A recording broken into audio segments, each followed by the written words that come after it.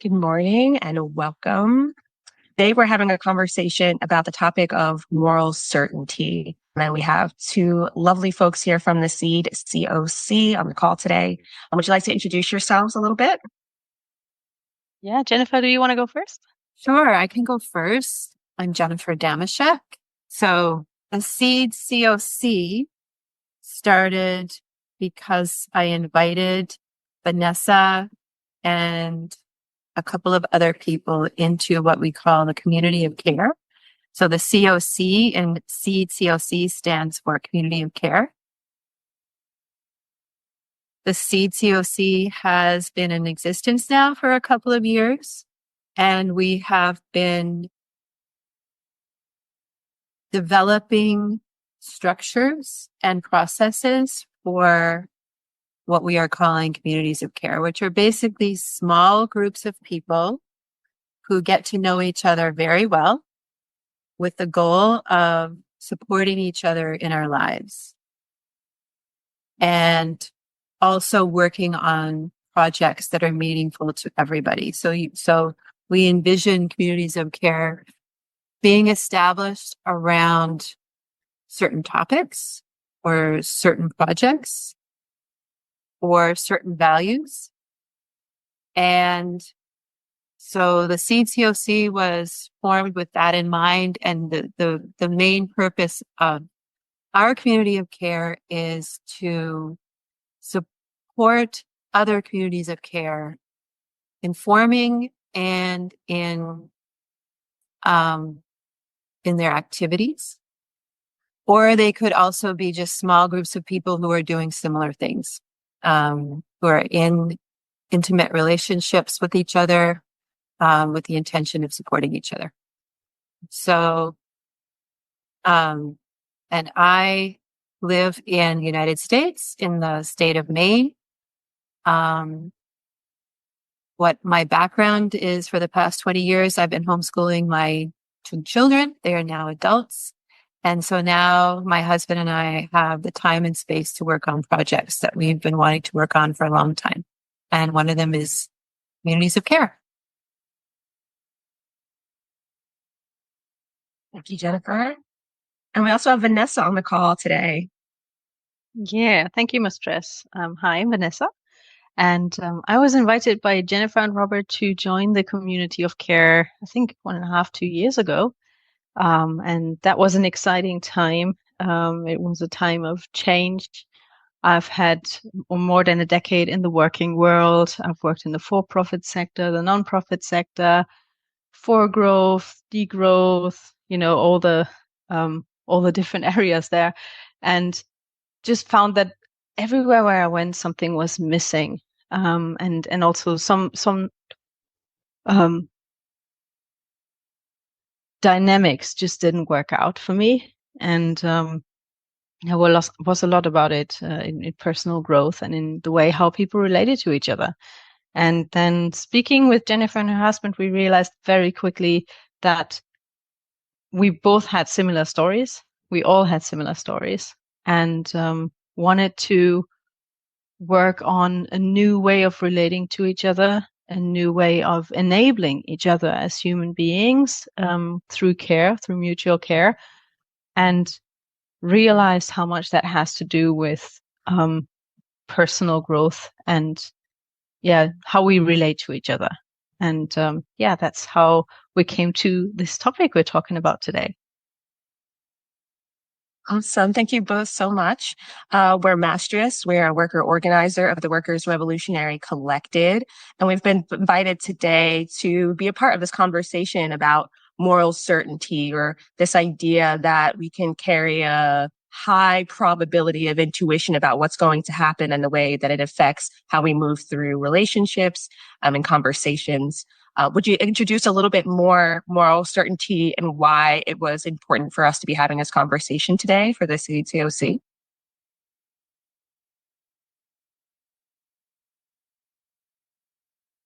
Sure, I think I can address that. So one of the things that we wanted to do in creating communities of care, and first of all, with our community of care and our relationships, was think about what's in the way of forming these kinds of relationships that we want to have. And we realized that one of the things that seems to come up in relationships is what we are calling moral certainty. It can be called many things, and it takes, I think, kind of subtle different forms, but it's basically the idea that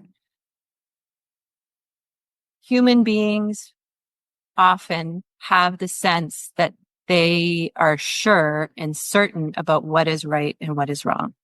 For example, during the pandemic, some people really knew that it was right to take the vaccine, and other people knew that it was not right. And it caused problems in society. It divided people. It divided people in families. People would get upset with each other. So one of the things that we wanted to talk about and see if we could proactively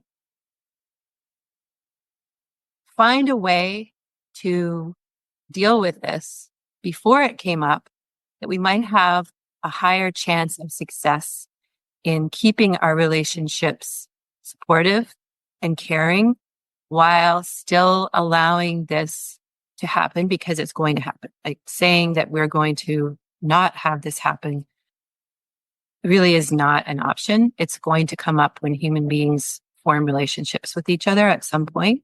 So we wanted to find a way to be able to navigate this together in caring relationships. I don't know if you want to add anything to that, Vanessa, or expand. Yeah, I think one thing that was guiding us along the way were our values as well. So we established before anything else, before doing anything else, we established our values in our community. So we said we are very committed to each other in this community, in the work that we do, but also personally. And above everything else stood our values of kindness, care, love, and relationship. And we came to the topic of moral certainty and how to deal with it, not just through painful experiences in the past or knowing what we don't want, because it's always so easy to know what you don't want, but actually questioning, what do we want then? If we don't want that, what do we want? And we wanted a way to navigate this because we knew we can't avoid it. Moral certainty is something that is just there. Everyone is a different person. Everyone has different opinions, and people genuinely believe in their opinions and, have often good intentions or clear intentions. Not always, but often. And the idea was, how can we navigate this? And what are the agreements we have in our community? Because every community might have different agreements, and navigating topics like moral certainty are dependent on these agreements. When are we stepping out of integrity with them, and when are we in integrity?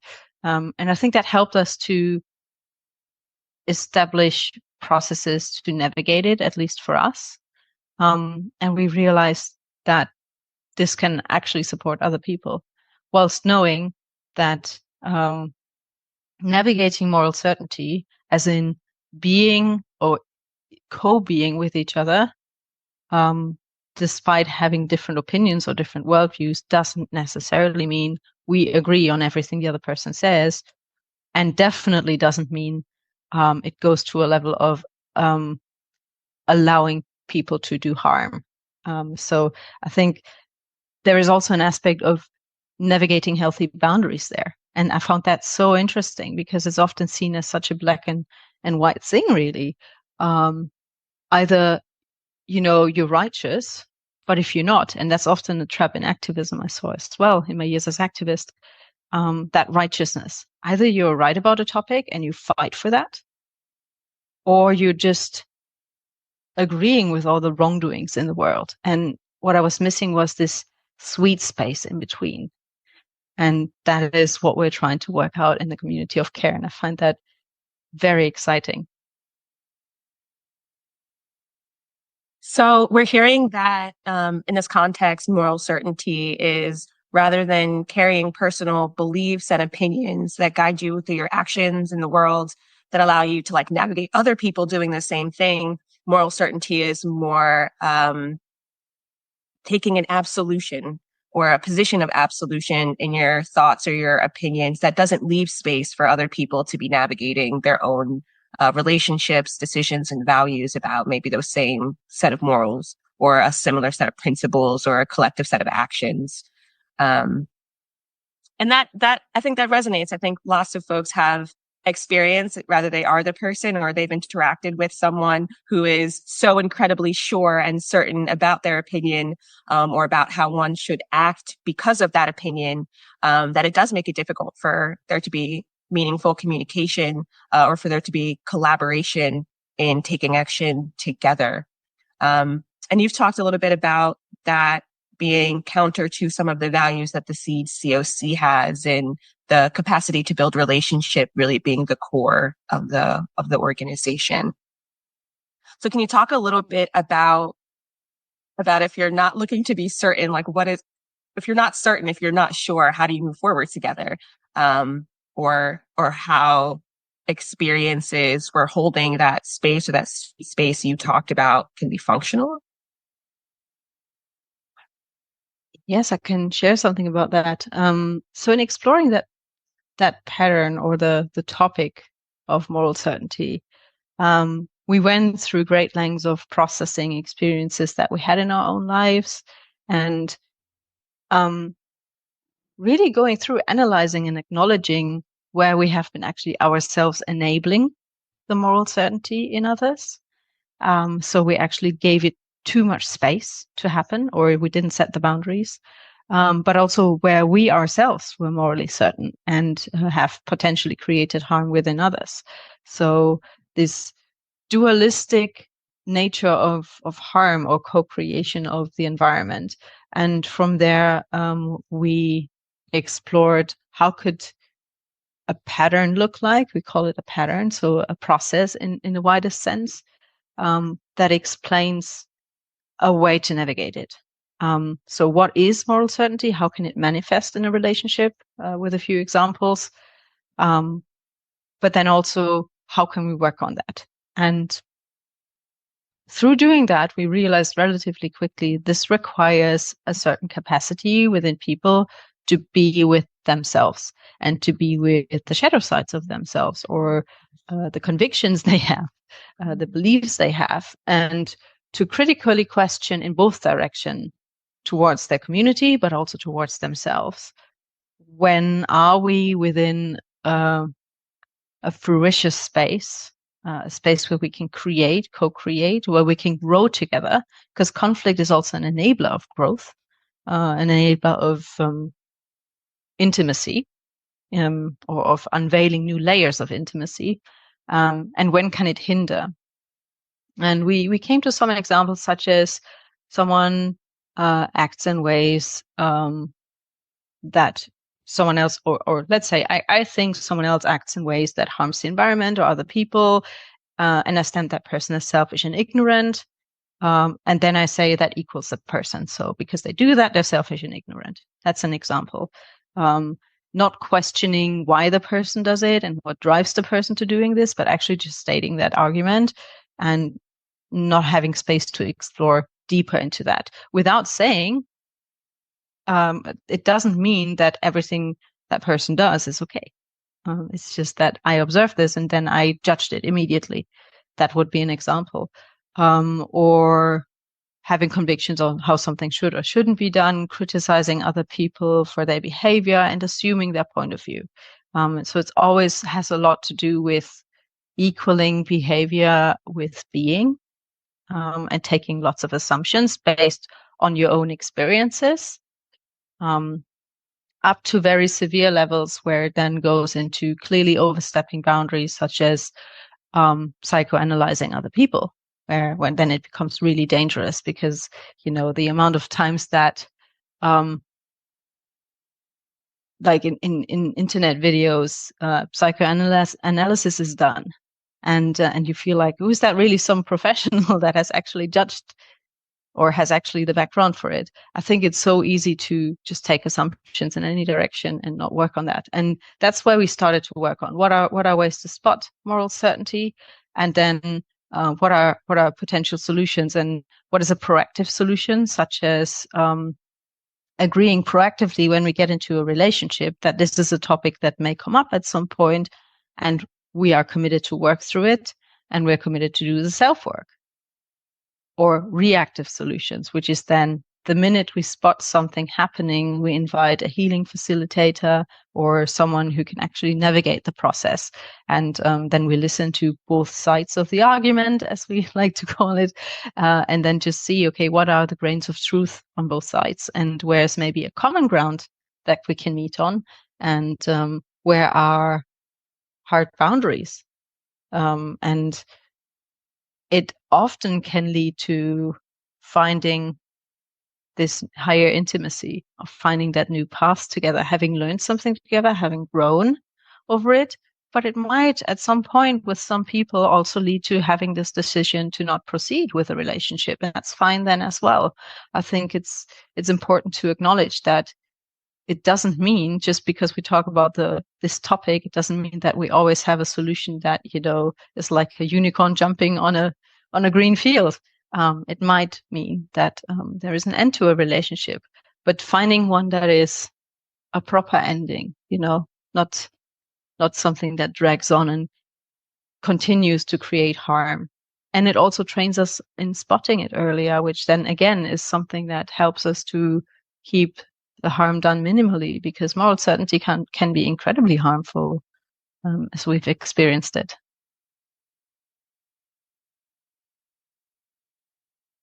I'm not sure if you want to add something, Jennifer.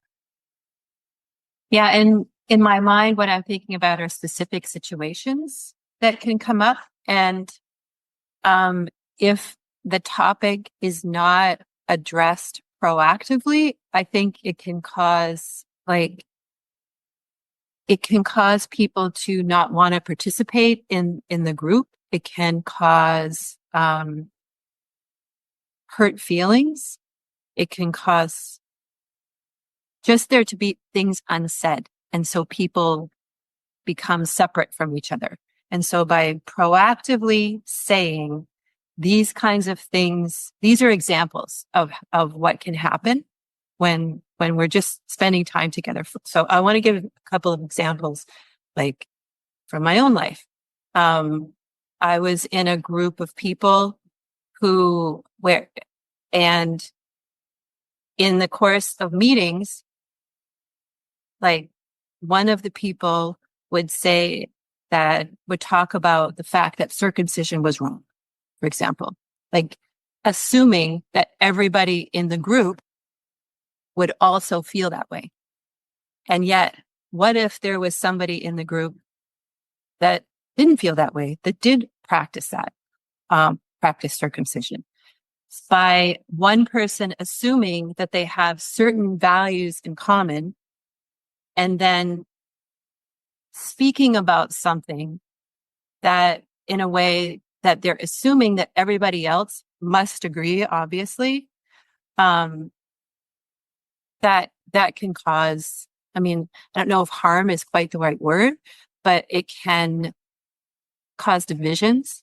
And the people who are in the group who are experiencing that as like the person is saying that something that I do or something that I believe is wrong, they're not necessarily going to like bring it up because we don't like to deal with confrontation. But if we talk about this as something that probably will happen and say, how are we going to deal with it, and agree how we're going to deal with it before it comes up, then I think there's a higher chance that it can be resolved. So that's what we did in the CCOC, is we created a pattern, as Vanessa was talking about, of how it can be resolved, so that when someone experiences this and feels uncomfortable, they're hopefully more willing and empowered to talk about it. And then it can be facilitated. so that everyone, it's not that we're trying to convince anybody that one side is right and one side is wrong. It's more that if someone, that everybody has their own agency. We acknowledge that everybody has their own conscience and their own ability to figure out for themselves, according to their own values, what works for them in their lives. And even when something can be as difficult a subject as like circumcision or taking the vaccine or other things that people can have very emotional opinions about, that hopefully we can still be in relationship with each other and find a way forward together in relationships of care. Thank you for a little bit more of the explanation of both what moral certainty is and looks like, and how it can show up when we gather or attempt to collaborate. I'm so very curious about what the process has been for you, or what your patterning says it could be, in terms of figuring out what are those sticking points. Like, how do you figure out if your group is meeting about real estate justice, that this issue of circumcision is going to potentially cause like deep relational divides that keep you from working together? I think that sounds like very uncommon experience for people who are collaborating or looking to cooperate or form groups, is that we can be very focused on the things that bind us, the things that unite us, and the the momentum and the good feeling that can come around that sense of camaraderie or belonging. And we often don't take that extra step of figuring out, okay, well, where are we divided, and where are we maybe going to create pressures against each other's values, and taking the time to explore what could break us up, right? Like, I don't know any band who starts out in the beginning with, okay, here's what we're going to name ourselves, and then here are all the reasons we might break up. Can you speak a little bit to what that has been like for you, or how you're handling that at the CWC, or what that plays into the patterning of how do you go about finding these potential like challenges or threats to your belonging together or your being together?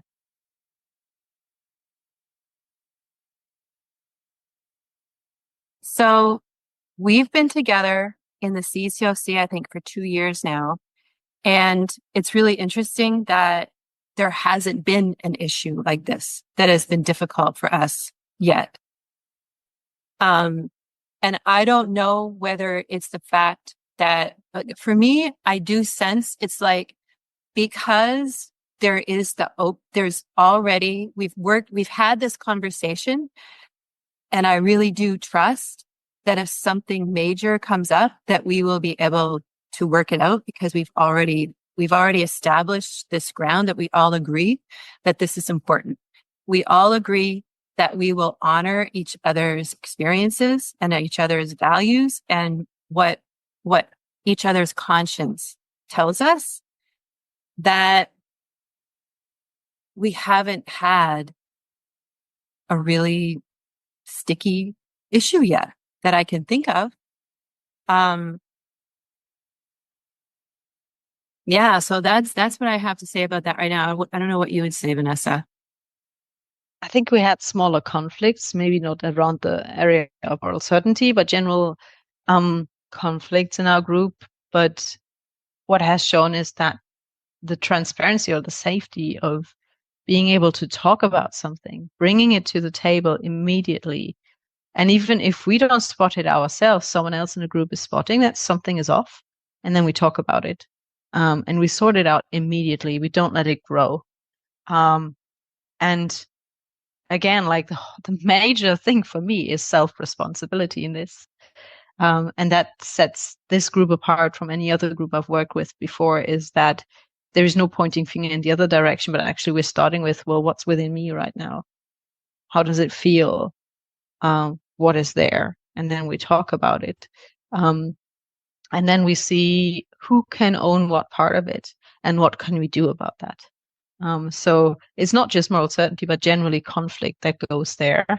But one maybe more relatable topic from the past, because I appreciate that maybe, a local group meeting about something else, and then circumcision, right or wrong, as the topic, might not be something everyone may connect with, but something lots of people may connect with is power dynamics at work, and how easily that pans out. And then you have sometimes obvious, but even in the NGO sector, often we talk about non-hierarchy groups, but actually there are hidden hierarchies often. Or in the volunteering sector as well. Sometimes there are hidden hierarchies, and they come out often in resentments either about workload and decision making, or about moral certainty. And yeah, that is a breeding ground for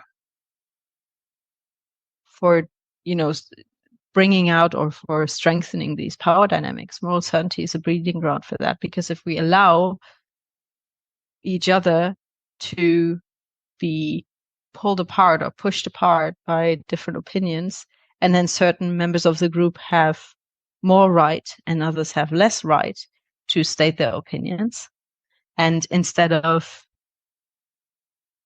really doing the work of getting together and talking about it, and talking about it with humility,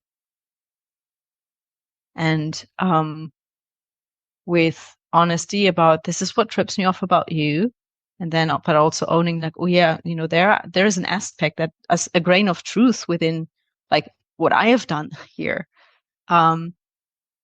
That is a game changer, and we don't see that in the natural working world so often. At least I haven't experienced that before. And I was surprised, actually, when I went from the for-profit work sector into the NGO and activism sector, to see, actually, I found it there even more harmful, because it's often much more subtle until it blows out and people get hurt. And why is it even more dangerous? Not just because it's more subtle, but because often marginalized people, or people that have history of abuse, or neurodivergent people, these are attracted to these alternative ways of working, or interbeings, and then you get promised the Holy Land, let's say, in that sense. We do it differently, and then you don't spot that actually it's the wolf in the sheep's disguise there, the wolf in the sheepskin, and you only realize when it's too late and the harm has been done even worse. And it leads to a point of people questioning themselves even more, and up to levels of playing gaslighting that I've observed. And I was shocked, because I genuinely believe that when a group states they are working decolonialized, they are working de-hierarchical, we do sociocratic work, and then it's not factually sociocratic, it's not factually decolonialized, and you just sit there and you've seen it coming since months and months and months, but you kept on, you got the attachment, this attachment to, but this is stated in our values, this has to be true, and we're humans, we all make mistakes, so eventually we will be able to work this through. And you realize, no, it's just the same story repeating itself, but in a different disguise.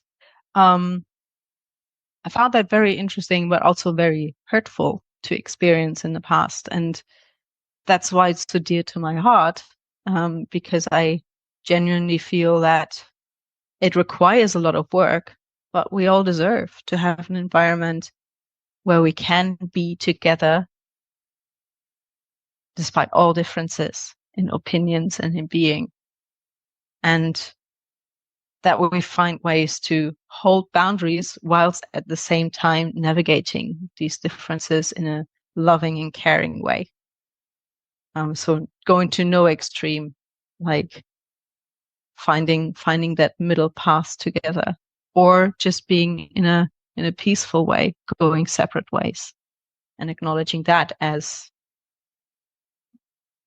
it is, what it is, without judging it.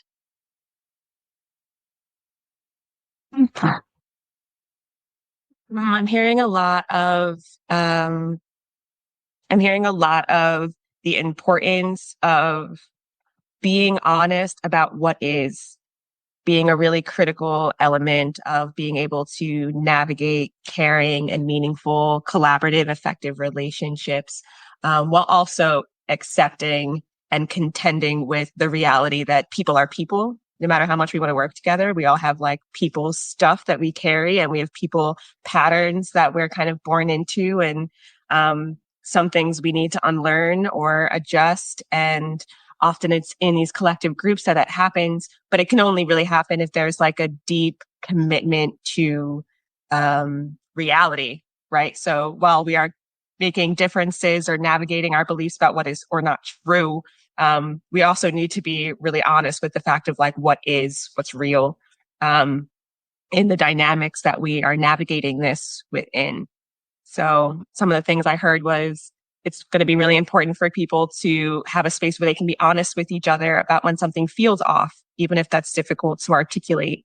Having a space where an admission of your role in a conflict is not, doesn't necessarily paint you as the villain, right? Or as the only person who made the problem happen. Something I heard from you was like, who can take responsibility for what part of this? Because none of us live in a vacuum, right? We're not doing this being together on these islands. And that's a big part of what the communities of care are about, coming together to intercare for ourselves and each other. I'm really, really interested to hear a little bit about how do you set up that space for those conversations to happen? You've already mentioned that like naming your values and like writing them down doesn't necessarily mean we have a space where those values are embodied.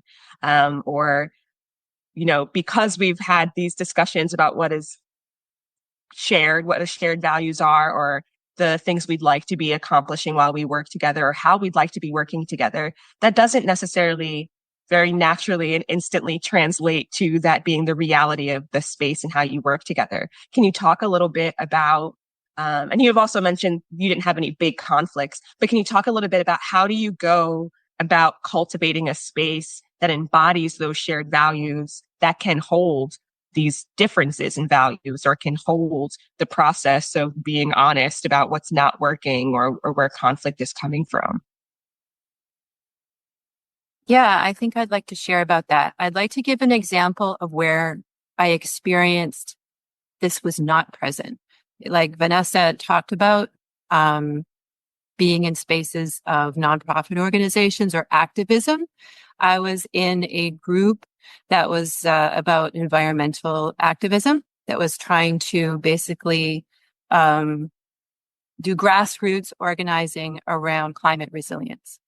And what ended up happening was the person who was like the leader, or the person who had started this organization, in a meeting, what I heard was two women saying that they didn't want to have them visit our area, the leader and his wife, because they realized that they didn't think that they were ready. And they wanted time to prepare, and they wanted to do the work locally and not have to worry about somebody coming into the area. So in the meeting, one person who seemed to have more power was saying that he said, I think we should do this. I think we should have this tour, where the women had already said, we don't feel ready. We don't feel like we should work for this. And what I realized in the meeting was that was not addressed. I didn't feel like there was any space for the women to say again, like, we don't want to go this path. And so I didn't stay in that organization. And how I feel like it's different in a community of care, what we're intending is that if something like that, when something like that happens, we, after the meeting or during the meeting, we can say, this is how I'm feeling right now. How I'm feeling is I've already said that this is not what we feel we want to be doing right now. And how I'm feeling is you're saying it doesn't matter. Like what you think is more important. And that doesn't really work for me. So I would feel completely comfortable saying that with Vanessa or Bjorn, who's in the CTOC, or anyone or any other member. If something were happening that I'm not comfortable with, I'll say it. And I mean, maybe it's already happening and I'm not even noticing it because it's so natural, right? Like we're here together, sharing a house together. And now I'm realizing that actually I have said things like that. Like something was happening that I didn't want to do it in the way that I was being invited to. And I felt totally natural saying it. And it's like, it comes up and it goes. And it's like, not anything even that you even remember afterwards, because it was so natural that you're able to express.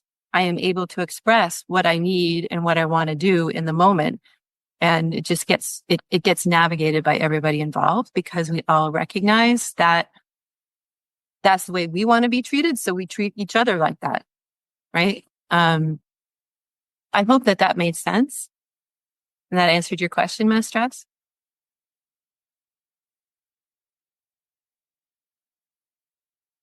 Yeah, I'm curious if you have anything to add, Vanessa. Yeah, I think for us it's simple because we had the agreed values, but also because we had these experiences that we felt we wanted to work on that. So I appreciate the topic of moral certainty or working around that might not be relevant for every person. For other people, other topics might be relevant. And I'm definitely not reserving right in any of that. That would be morally certain, wouldn't it? I had a very interesting conversation with an activism friend, long year friend of mine. And he stated something that was very interesting, talking about moral certainty and talking about being able to navigate. And that was, yeah, but then we would run into the paradox of tolerance. Because I don't know if you're familiar with the paradox of tolerance, but the idea is if the tolerant would tolerate everyone, even the intolerant would win over and would take over society. And it's an interesting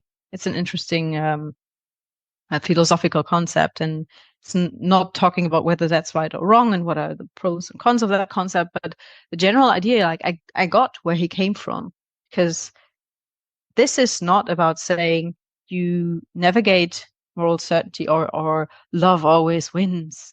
You always find a way to work together. Like, as mentioned, this is not the unicorn running over a field here. This is hard work. This is hard work on oneself. This is work with humility. And this is boundaries. This is really seeing how can we sit with that equally paradox idea of we can be tolerant, but at the same time we can stand up to our values. And if necessary, stand up with our life to them. And that is something that for me is still an interesting topic, and I don't have the ultimate answer to it, and maybe I will never get it. But just that idea of what is that gray zone between absolute tolerance or absolute navigation of everything and moral certainty? What is this sweet space where people can have values, but also there are certain things we can agree upon? Like, can we all agree upon, not in all societies, for example, can we agree upon that murdering or killing people is a bad thing? Now, it's not true for all societies.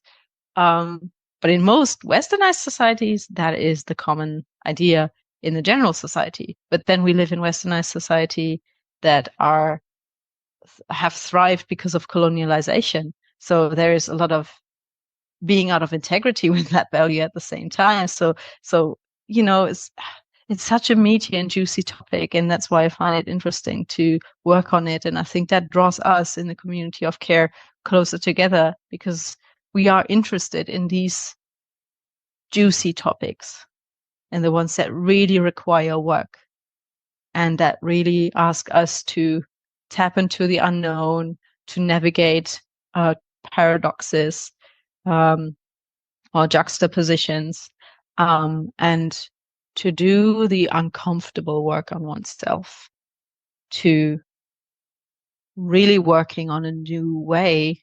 That's how I feel, a new way of us humans interbeing, breaking through the cycles. What is the reality that is outside of everything unknown?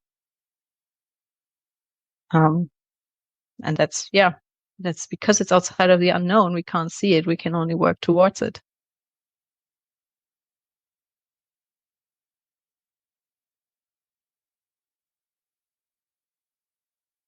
Thank you for those reflections. Something we're starting to see is that like a really core element of being successful in your capacity to hold space, to navigate moral certainty, but also other sources of conflict, is the regrounding or the building of relationship at the deeper humanity level, at which all of these kind of like issues and topics and identities and all of these other kind of personalized experiences are on top of. And so in many spaces, I think, as you mentioned earlier, when we find disagreement on an issue or a piece of identity or on a perspective, we map that onto the humanity of the person at that deeper layer, rather than doing the hard work of drilling down to what we share, which is that we share a humanity, and that there is a common ground of humanity underneath the places where we disagree. And are we willing to stand on that level of a shared connection and figure out what's on top? Or are we only willing to meet each other at the level of the issue that we're on, so that we are never able to really connect on the shared ground of our humanity? I'm curious about the pattern you mentioned about how to navigate the differing worldviews or the different moralities that are on top of our humanity while maintaining this like deep human relationship that it seems key to your community of care.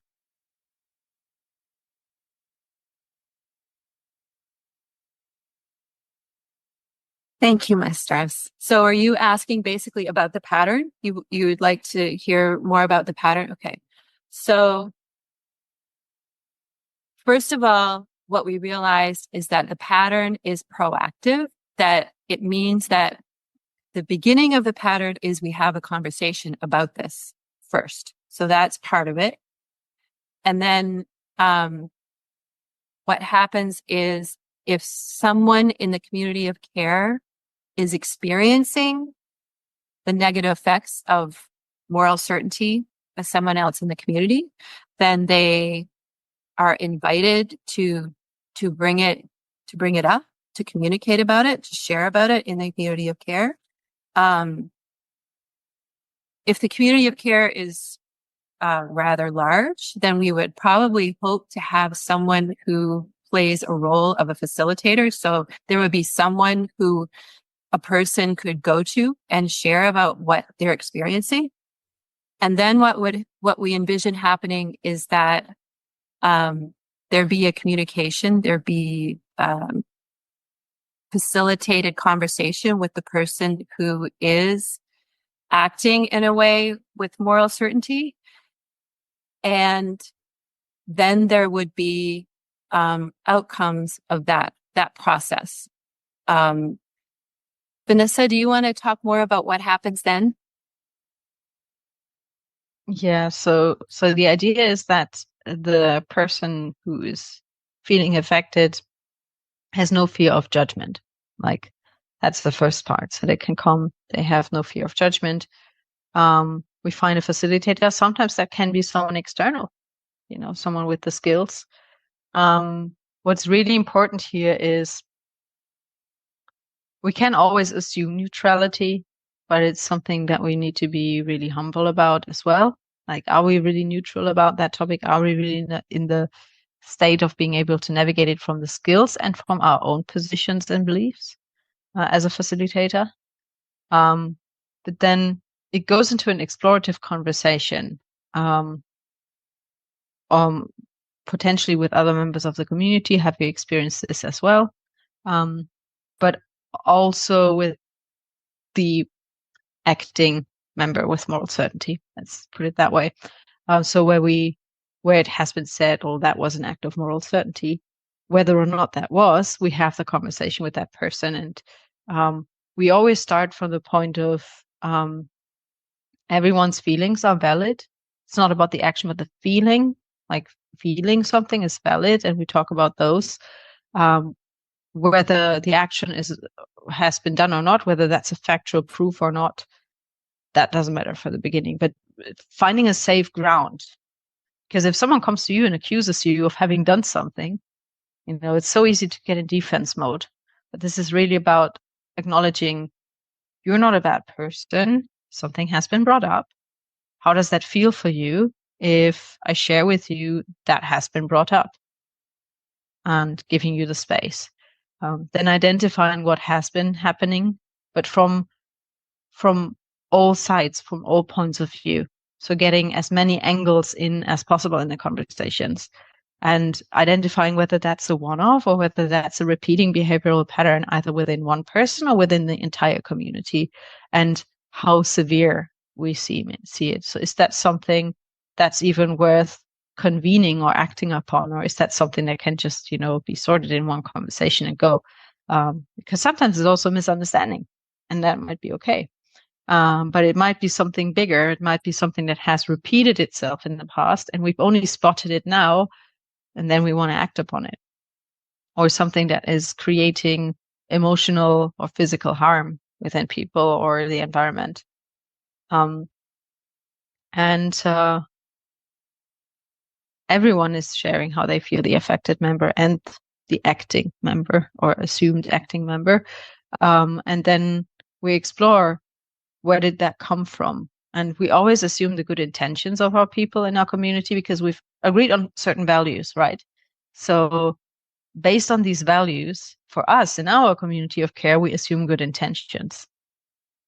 There might be other communities where that might not be factually the truth, but in a community of care, by definition, we assume good intentions. We assume care comes first. And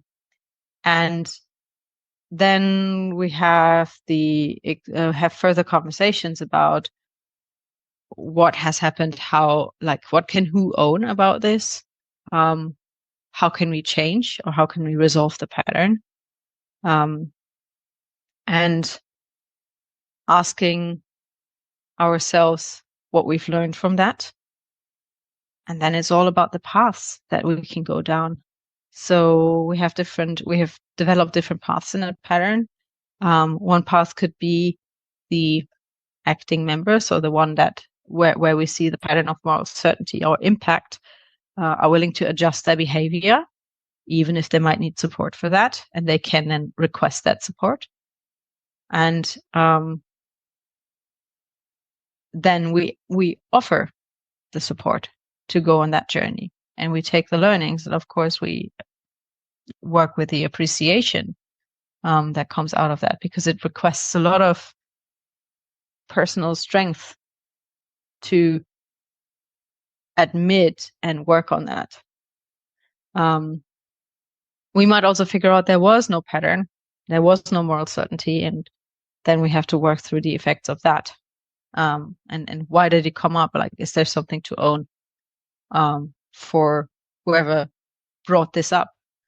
There might be a path about there was moral certainty and the member sees the pattern, but they do not want to adjust their behavior, or they're not equipped to, and they don't seek support.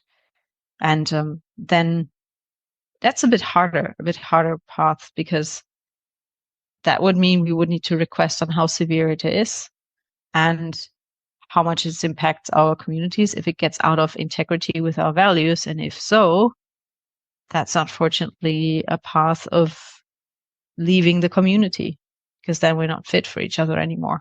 That's like one of the hardest potential outcomes. And sometimes someone does not see their pattern, so they're going to continue it. So they're just not able to see it at all. I say, like, that's not happening. That's not true here. That's not what is happening. And then this is all about navigating that. Again, with love and with care, and eventually we will get to a path A or path B. So if they don't see it and they don't want to change anything, it's pretty much the same as if they would see it and don't change anything. Because we realized for what a community of care is, it requires a certain readiness for self-reflection, a certain readiness to work on yourself. And if that's not given, I would assume the whole process of building a community of care and the work that it requires to get into it already is a good support to not have that happen, someone not seeing and or not willing to do the self-work. But should that ever happen, that's also like a potential end of relationship or end of collaboration there. But this is all about giving chance to talk about it, and investing in each other first, and then finding a solution. And I have good hopes that actually, if someone does all the work to get into a community of care, they're actually able to work this through to a resolution, and to find a way to navigate what we call the conflicting forces of different worldviews. And it's all about recognizing each other as to where we are, but also recognizing that we're human beings, as you said, Mistress, and that's the nature of it. I really appreciate that you brought up the role of feelings. I think how seriously to take feelings is a question that I've seen come up in many different kinds of collaborative and organizing spaces. And also the personal accountability piece. So I think that's something that we've witnessed in lots of spaces, is that because of our traumatic experiences, because of the need or the practice of navigating spaces where our humanity isn't held, where we're not held with care, where there isn't the love that we need, we can become very hyper. We can become, what's the word?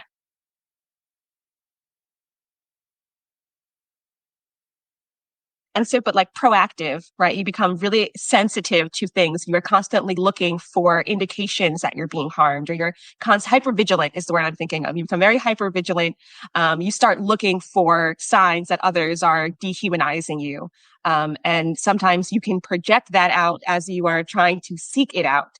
And so it was good to hear that there is space for both of that, both for holding the real impact that people's emotions have in their spaces and how it affects reality, and also needing to be prepared, readily and accountable to work through one's own trauma, or work through some of the outcomes of having lived in that trauma outside of communities of care, to work through that in these communities, to bring that to the community as like a collective act of care, to be working through that rather than necessarily coddling or like accommodating or keeping you in the space where you are at, but bringing you deeper into so that that care can happen on those deeper levels, so that it doesn't become a source of conflict or harm that affects the collective. I'd love to hear anything more that you have about that, on the process of, coming into your own, or finding that you're bringing in a problem, even though you feel like you're finding problems, whether that's come up for you in your community, or what that's looked like, or what resources you have in these patterns or the ways of working together that support people in moving through their own stuff that they're bringing in. I would say first and foremost, trust your gut feel. The biggest learning I've had in my entire life around that topic is if something happens like this, don't go into your brain, go into your tummy, like trust your gut feel.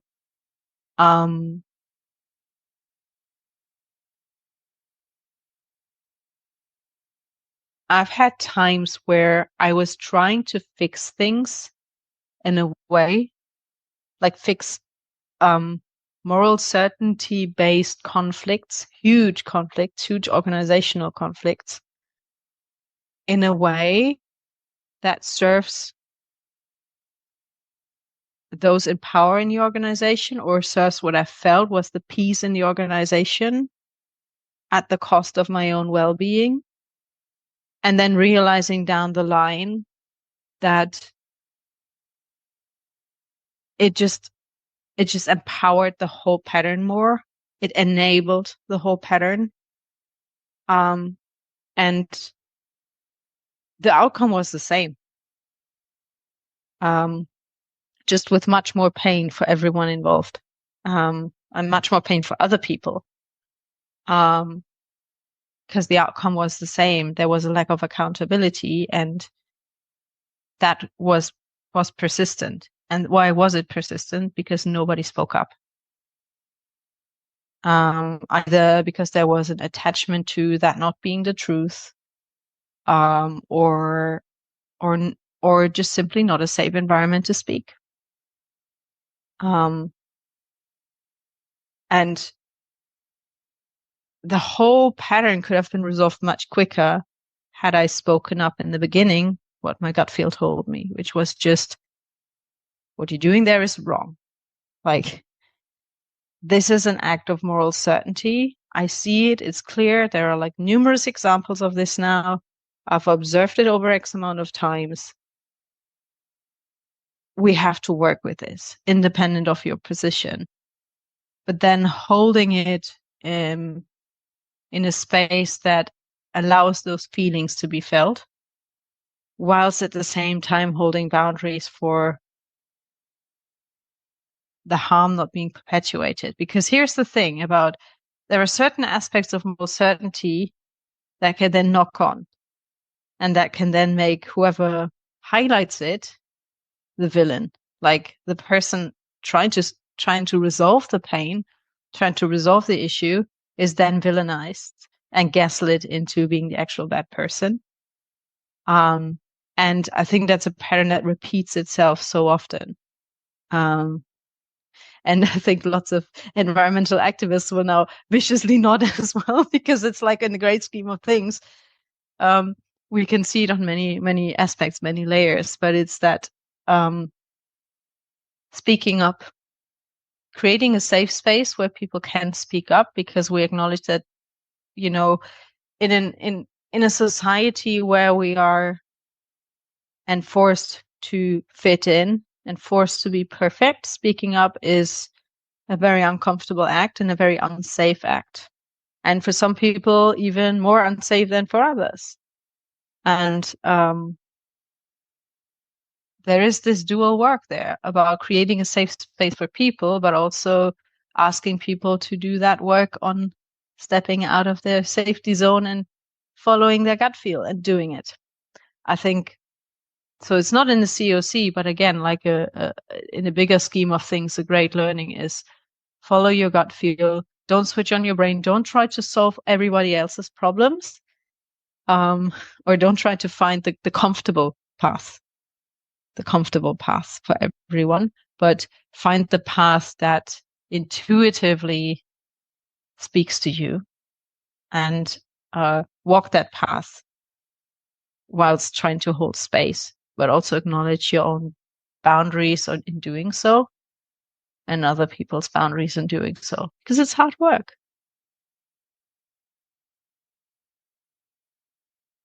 Yeah, if I could add to that, something that I wanted to add is that I think it's not even so much about feelings, it's about what I experience, and being able to communicate that in the moment. And that feelings are part of everything that I experience. And so, for instance, like, what we realized in the CTOC is that we've all been in spaces where we practice sociocracy, and sociocracy is great. But when you're in a space where it's a value that we're all able to express ourselves authentically, and we're all going to do our best to listen to each other, coming from a place of valuing what the person has to say because we care about the person. When I am in that space and I feel that I really am welcome and free to express myself in the moment of like, what is happening for me right now? What am I experiencing right now? What we found is we don't even use sociocracy anymore. Because sociocracy is meant to provide a structure for sharing power when you're making decisions and when you're working together. But if we're all recognizing that each other's experience is valid, like it's what's happening. I think you also mentioned at one point, Stress, that we're talking about reality. And I really love that. We're talking about reality here, like what each person is experiencing in the moment. When we're able to share that with each other and then take it and co-create something together, based on what each person is experiencing and what each person perhaps wants to have happen or what they think is important in the moment. I mean, something really amazing happens. Like what I've realized in that is that I can be sharing like what's there for me about a project that we're working on. And someone else will bring in something that I hadn't thought about, I hadn't seen. And I can imagine like in the past, if something similar had have happened, I would have gotten defensive or wanted to like argue about why they were wrong or why what I had to say was more important or what I think is more important. But when you're in the space of that, everybody is honestly co-creating the experience together. I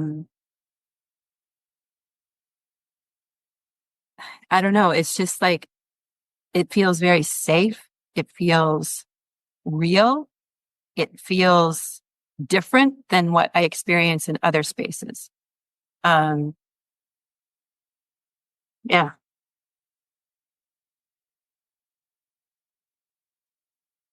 It feels very powerful.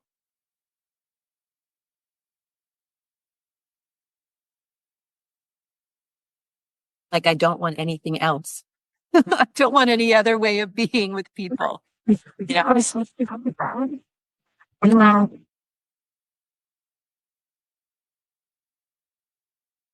Yeah, just kind of taking all of that in.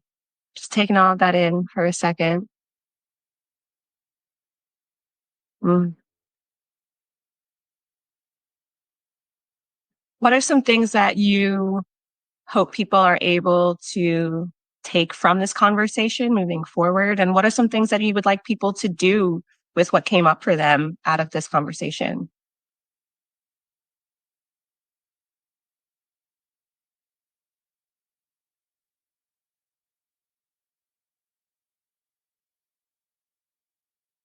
So I think, first of all, there's no expectation. Like, take away what rings true for you. First of all, yeah. Again, not reserving anything of what I share today. It's like, it's my opinion, it's my experience, and your opinion and experience might be different. And that's fully okay. Also, the notion of we need support until we don't need it anymore. So everything is a practice, and be it sociocracy as a model, be it the pattern to navigate moral certainty that we've written, which we can make accessible to people and will make accessible to people. Use it as long as you need it, And at one point, things will become your being, your nature. And then you won't need it anymore. And there is something about just because a community is practicing something doesn't mean that they're doing it right or doing it in a way that is helpful or doing it complete. That's why we say practicing, whatever we talk about most in our lives is what we work on hardest and is where most of our consciousness, most of our development happens. And that is when things go wrong. And that's part of the process. So again, be it moral certainty, be it the way how organizations are structured, it's all a big learning journey. And things will happen on the way. And some things will be fun and some will be less fun. And we just take those learnings. Yeah, I think I'll leave it there. Thank you, Vanessa. One thing I would add is, I think you asked, what would you like people to take away from this? One thing is to consider, I invite people, anybody who's listening to this, to consider, if you're considering entering into a relationship, like with an organization, or you want to deepen a relationship with somebody in your life, or perhaps you're wondering if you want to kind of have some more space in a relationship in your life. Consider what kinds of conversations you might want to have, what kind of questions you might want to engage in with people that you're interested in having a relationship with, like an organization that you're considering volunteering with, like asking about how conflict is dealt with in that organization. What are the practices that are in place?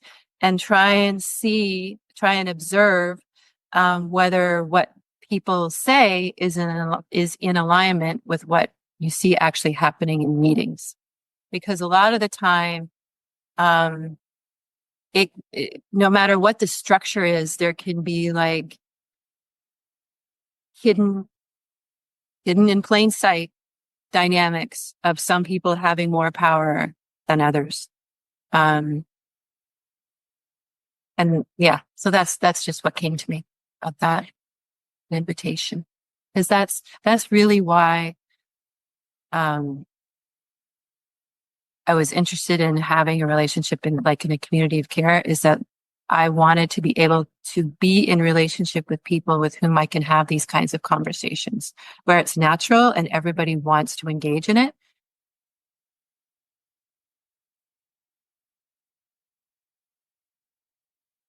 What are some ways that people can connect with the resources like the pattern that you mentioned, learn more about the COC, or explore being a part of a community of care?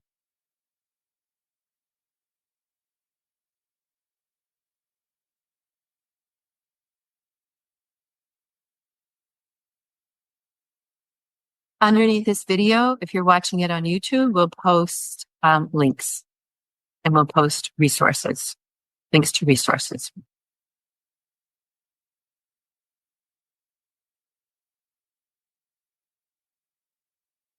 You're muted. Well, thank you so much, Vanessa and Jennifer from the CCOC, for leading us through this conversation on moral certainty, giving us some insight into how your organization is navigating that, as well as inviting folks to step into their power in how they show up in these collective and community spaces to bring about greater peace, care, and love in those environments. And we'll see you next time.